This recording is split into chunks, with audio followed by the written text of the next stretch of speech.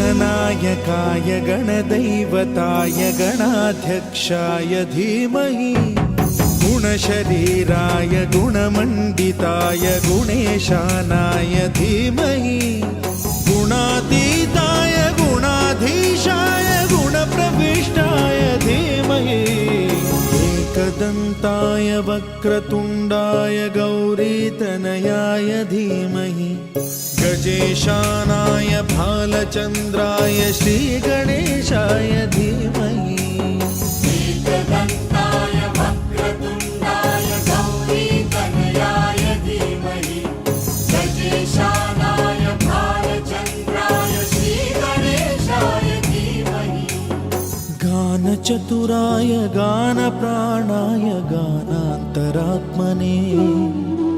गानोत्सुकाय गानमत्ताय गानोत्सुकमनसे गुरुपूजिताय गुरुदैवताय गुरुकुलस्थायिने गुरुविक्रमाय गुह्यप्रवराय गुरवे गुणगुरवे गुरुदैत्यकलक्षेत्रे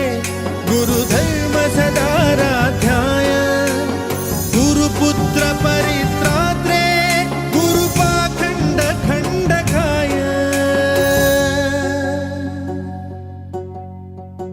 गीतसाराय गीततत्त्वाय गीतगोत्राय धीमहि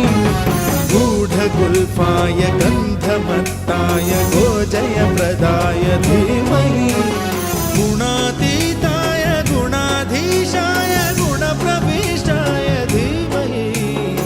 एकदन्ताय वक्रतुण्डाय गौरीतनयाय धीमहि गजेशानाय भालचन्द्राय श्रीगणेशाय धीमहि